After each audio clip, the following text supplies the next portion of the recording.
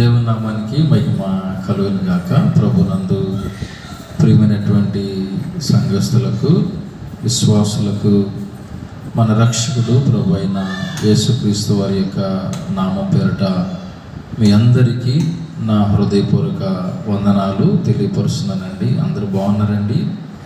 మరి మీరు, మీ కుటుంబాలు అందరూ కూడా క్షేమంగాను ఆరోగ్యంగాను ఉండాలని మీ కొరకు మేము అనుదినము ప్రార్థన చేస్తూ ఉన్నాము. మరి మా సేవ గురించి, మా పరిచర్య నిమిత్తమై మీరందరూ కూడా ప్రార్థన చేయాలని మిమ్మల్ని ప్రేమతో కోరుచున్నాను. ఒక మరి చిన్న దేవుని యొక్క వాక్యాన్ని మనం ఈరోజు ధ్యానం చేసుకుందాం.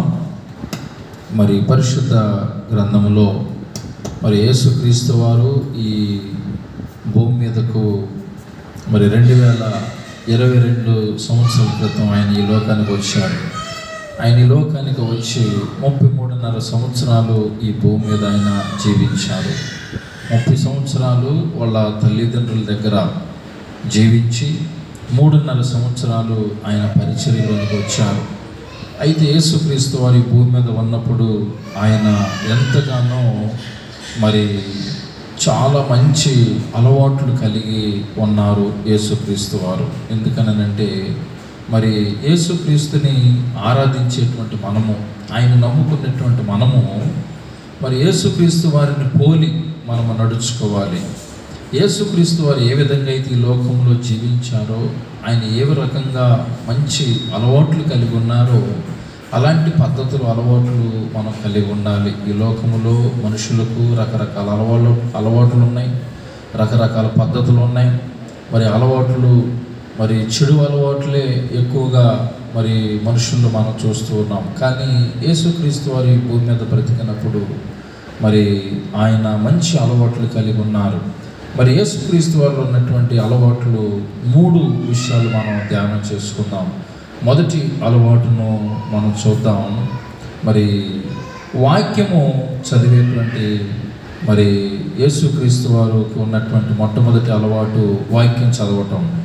మరి సమాజ మందిరంలో యేసుక్రీస్తు వారు వాక్యం చదివినట్లుగా మనం చూస్తున్నాం. లూకా రాసిన సువార్త 4వ అధ్యాయము 16వ వచనంలో మనం చూస్తే, ప్రియమైనటువంటి దేవుని బిడ్డలారా, యేసుక్రీస్తు వారు సమాజ మందిరంలోనికి వెళ్ళి ప్రతిరోజు కూడా వాక్యము చదివినట్లుగా లేఖనాలు మనకు తెలియపరుస్తూ ఉన్నాయి. అంతేకాదు కానీ మరి ప్రకటన గ్రంథము మరి 1వ అధ్యాయం 3వ వచనంలో మనం చూస్తే, మరి ప్రవచన వాక్యములు చదువువాడును, వీటిలో ఉన్నటువంటి సంగతులు గైకొని వాడును ధన్యుడని మరి తెలియపరిచినట్లుగా మనం చూస్తూ ఉన్నాం.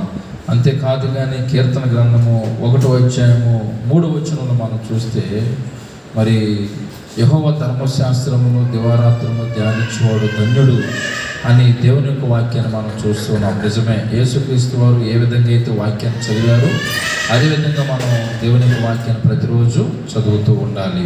రెండవ విషయాన్ని మనం చూస్తే, రెండవ అలవాటు, యేసుక్రీస్తు వరకు ఉన్నటువంటి రెండవ అలవాటు ప్రార్థన చేయటం.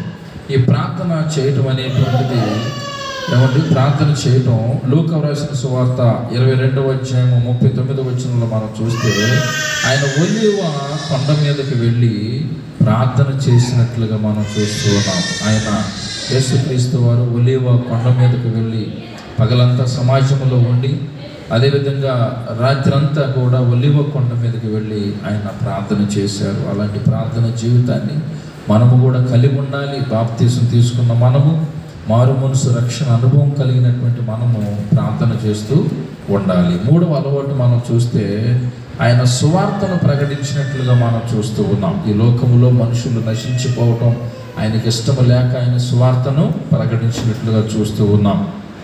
మార్కు రాసిన సువార్త 10వ అధ్యాయము 1వ వచనంలో మనం చూస్తే, యేసుక్రీస్తు వారు వాక్యాన్ని బోధించాడు. అనేక మందికి ఆయన యొక్క సువార్తను ప్రకటించారు.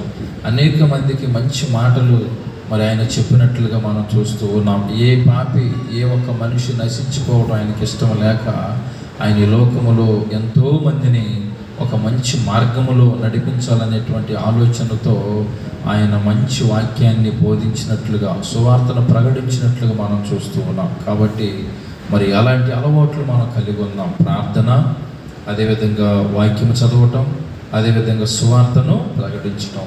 ఈ 3 విషయాలు యేసుప్రభు వారు ఎలాగైతే కలిగి ఉన్నారో మనము కూడా అలాగే కలిగి ఉన్నాం. మీ అందరికీ నా హృదయపూర్వక వందనాలు తెలియపరుస్తున్నాను. మీ అందరికీ నా హృదయపూర్వక వందనాలు తెలియపరుస్తున్నాను. వందనాలు. దేవుడి వాక్యం దీవించి ఆశీర్వదించును గాక. ఆమేన్.